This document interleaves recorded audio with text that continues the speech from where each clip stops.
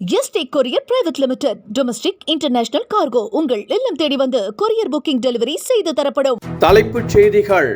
75வது பிறந்த நாளில் அடியெடுத்து வைக்கும் பிரதமர் நரேந்திர மோடிக்கு தலைவர்கள் வாழ்த்து. நீண்ட ஆயுளுடன் நல்ல உடல் நலத்துடன் மகிழ்ச்சியுடன் வாழ முதலமைச்சர் மு.க.ஸ்டாலின் வாழ்த்து.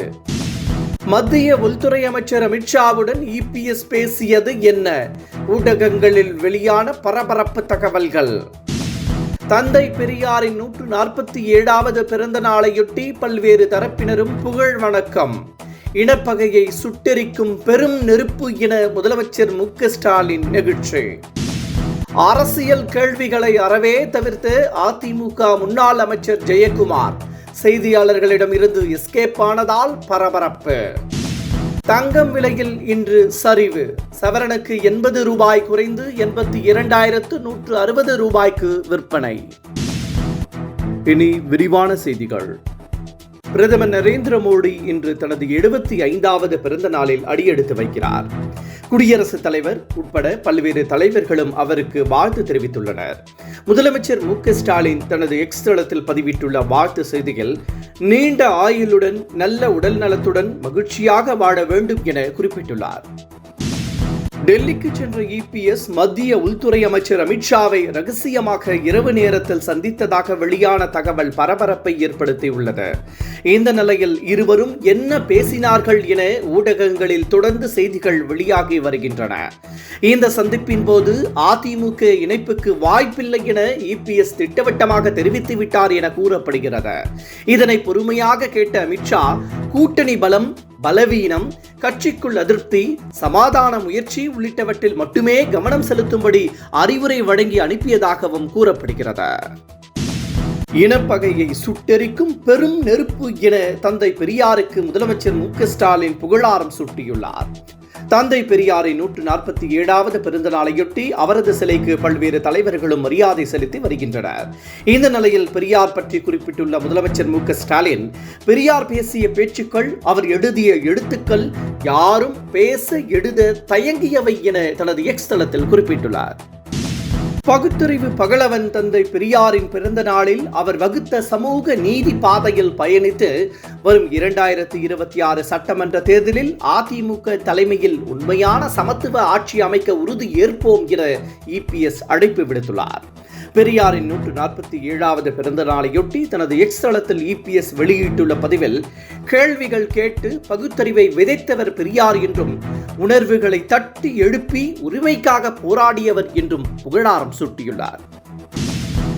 அதிமுக குறித்த கேள்விகளுக்கு ஆர்வமாக பதிலளிக்கும் முன்னாள் அமைச்சர் ஜெயக்குமார் இன்று அரசியல் கேள்விகளை அறவே தவிர்த்த நிகழ்வு பேசுபொருளாகியுள்ளது.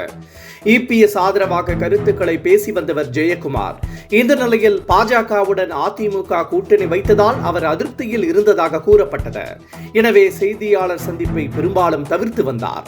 இந்த நிலையில் தந்தை பெரியாரின் பிறந்த நாளையொட்டி மரியாதை செலுத்திய ஜெயக்குமார் செய்தியாளர்களை சந்தித்த போது அரசியல் கேள்விகளை முற்றிலுமாக தவிர்த்தார். பெரியாரை மட்டும் புகழ்ந்து பேசிவிட்டு சட்டென எஸ்கேப் ஆனார் ஜெயக்குமார். அமித்ஷா இபிஎஸ் சந்திப்பு குறித்து பல்வேறு யூக செய்திகள் வெளியாகி வருகின்றன. இந்த நிலையில் அமித்ஷாவுடன் சந்தித்தது குறித்து இபிஎஸ் விளக்கம் அளித்துள்ளார். நாட்டின் விடுதலைக்காக பாடுபட்ட பசும்பொன் முத்துராமலிங்க தேவருக்கு பாரத ரத்னா விருது வழங்க வலியுறுத்தி அதிமுக சார்பில் கடிதம் அளித்துள்ளதாக இபிஎஸ் தனது எக்ஸ் தளத்தில் பதிவிட்டுள்ளார். அமித்ஷாவை இபிஎஸ் சந்தித்த போது அதிமுக ஒருங்கிணைப்பு குறித்து பேசப்பட்டதாக ஏற்கனவே தகவல் வெளியானது குறிப்பிடத்தக்கது.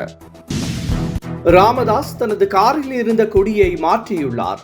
வன்னியர் இடஒதுக்கீட்டிற்காக போராடி உயிர் நீத்த தியாகிகளுக்கு அஞ்சலி செலுத்த தைலாபுரம் வந்த ராமதாஸ் தனது காரில் பாமக கொடிக்கு பதிலாக வன்னியர் சங்கத்தின் கொடியை பொருத்தியிருந்தார். இந்த நிலையில் இன்று 5 இடங்களில் கொடியேற்ற நிகழ்ச்சியை அவர் ரத்து செய்ததாக கூறப்படுகிறது. நடிகர் கமல் மற்றும் ரஜினி இணையும் படத்தின் அதிகாரப்பூர்வ அறிவிப்புக்காக பலரும் காத்திருக்கும் நிலையில் அது குறித்து ரஜினிகாந்தே இன்று அப்டேட் கொடுத்துள்ளார். இருவரும் இணைந்து நடிக்க ஆசையாக உள்ளதாக குறிப்பிட்டுள்ள நடிகர் ரஜினிகாந்த் இன்னும் சரியான இயக்குனர் அமையவில்லை என தெரிவித்துள்ளார். நல்ல கதை மற்றும் நல்ல கதாபாத்திரங்கள் அமைந்தால் விரைவில் ஷூட்டிங் போகலாம் என்றும் ரஜினிகாந்த் தெரிவித்துள்ளார். Next Rajkamal and red giant 2 பேருக்கு சேர்ந்து ஒரு படம் பண்ண போறேன். இன்னும் டேரக்டர் ஃபிக்ஸ் ஆகலை. நம்ம 2 பேரும் ஆக்ட் பண்ணணும்னு ஆசை. அது கரெக்டான கதாபாத்திரம் கிடைக்கணும். கிடைச்சி ஆக்ட் பண்ணணும். இன்னும் பிளான் இருக்கா சார்? பிளான் இருக்குது. இன்னும் டேரக்டர் கதாபாத்திரம் ரெடி ஆகும். இன்னும் ஃபிக்ஸ் ஆகல சார். இன்னைக்கு பெரியாருக்கு பிறந்த நாள், பிரதமருக்கு பிறந்த நாள். உங்கள் ஸ்டைலில் என்னுடைய வாழ்த்துக்கள். கொஞ்சம் தேங்க்யூ. தங்கத்தின் விலை இன்று சற்று குறைந்துள்ளது. தொடர்ந்து உச்சத்தை எட்டி வரும் தங்கம் சில நாட்களில் மட்டும் சிறிய அளவில் மட்டுமே குறைகிறது. அந்த வகையில் சென்னையில் இன்று 1 சவரன் ஆபரண தங்கம் 80 ரூபாய் குறைந்து 82,160 ரூபாய்க்கு விற்கப்படுகிறது. நேற்று சவரனுக்கு 560 ரூபாய் அதிகரித்திருந்தது குறிப்பிடத்தக்கது. 1 கிராம் தங்கம் இன்று 10,270 ரூபாய்க்கு விற்கப்படுகிறது. இத்துடன் இந்த செய்திகள் நிறைவடைகின்றன. மீண்டும் மாலை 5 மணிக்கு சந்திக்கலாம். வணக்கம். என்றும் உங்களுடன் மை இந்தியா. முக்கிய செய்திகளை உடனுக்குடன் தெரிந்து கொள்ள சப்ஸ்கிரைப் பண்ணுங்க, பெல் பட்டனை பிரஸ் பண்ணுங்க. என்றும் உங்களுடன் my India. Yesterday courier private limited. Domestic international cargo உங்கள் இல்லம் தேடி வந்து கொரியர் புக்கிங் டெலிவரி செய்து தரப்படும்.